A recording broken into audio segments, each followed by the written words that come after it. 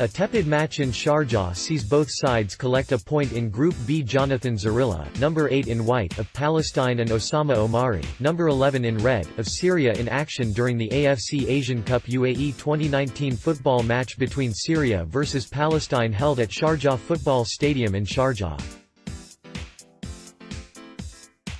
All photos by Pawan Singh, the National Mohammed Darwish, number 23 in white, of Palestine in action during the AFC Asian Cup UAE 2019 football match between Syria vs Palestine. Sameh Maraaba, number 10 in white, of Palestine in action during the AFC Asian Cup UAE 2019 football match between Syria vs Palestine. Sameh Maraaba, number 10 in white, of Palestine, and Osama Omari, number 11 in red, of Syria in action during the AFC Asian Cup UAE 2019 football match between Syria vs Palestine. Ahmad Al-Saleh, number 2 in red, of Syria in action during the AFC Asian Cup UAE 2019 football match between Syria vs Palestine. Sameh Maraaba, number 10 in white, of Palestine, and Abdallah Jaber, number 14 in red, of Syria in action during the AFC Asian Cup UAE 2019 football match between Syria vs Palestine. Syrian fans were in full voice as their nation took on Palestine in the Asian Cup. Pawan Singh, the national Palestinian fans before the start of AFC Asian Cup UAE 2019 football match between Syria vs Palestine. Syria vs Palestine in Sharjah was supposed to be a football celebration for two sets of supporters who face obvious challenges when it comes to following their teams. At least those in the stands kept up their part of the bargain. On the field, the party fell flat as the two teams opened up their 2019 Asian Cup campaigns with a tepid goalless draw. While Syria might have expected better, and Palestine hoped for it, both could take one significant positive at the end of match day 1. With a point apiece, each of them finished the night higher in Group B than the mighty defending champions Australia. More from Asian Cup. Esmail, Nurs played a part in UAE's flat opening to Asian Cup lowdown. How the Asian Cup champions fare in their title defences. Matt Ryan may be small in stature but is a giant for Australia. Before they had even left the team hotel, the sides will have known about the shock result from the other opening round match in their group. Jordan had beaten Australia, the defending champions, in Al Ain. Whether that makes the path to the next phase easier for either is not clear.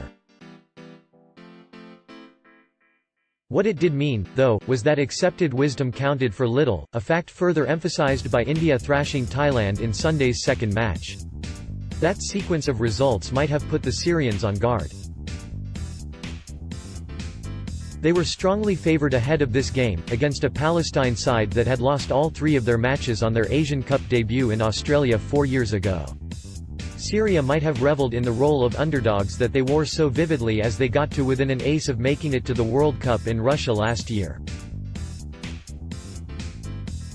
Their secret is most definitely out now, though.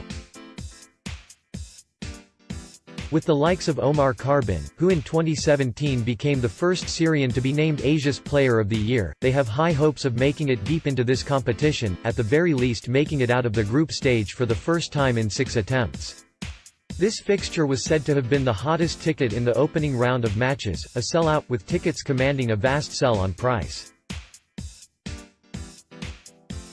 But when the sides kicked off, as much as 30% of Sharjah Stadium was empty.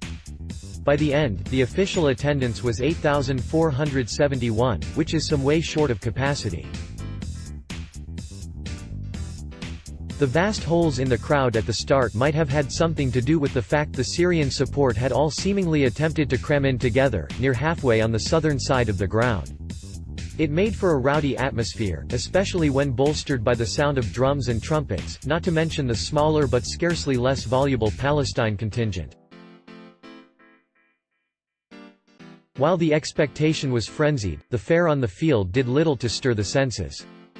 Syria, as was expected, started the stronger, but Palestine were rarely in serious trouble, at least until Karbin had a header expertly saved by Rami Hamada on 28 minutes. While chances were few, endeavor was plentiful, and tackles were fierce. Mohammed al-Salah, the Palestine defender, was shown yellow for a reckless lunge on Fahad Yusuf on the edge of the box. He was lucky the free kick did not eventuate to anything. Salah was crestfallen when he was subsequently shown red for felling Carbon in an aerial duel on 69 minutes. While the second yellow card might have been harsh, he had been treading a thin line since the first booking. Again, the free kick by Omar al-Soma, Carbon's strike partner, came to nothing, but Palestine were facing mounting odds, a man down and with all the pressure heading their way. With 10 minutes left, al-Soma had a header turned around the post by Hamada. Again, Palestine cleared the danger. Again, the waves came back at them. Palestine, though, held tight, and it was their supporters who cheered loudest when the referee blew for full time.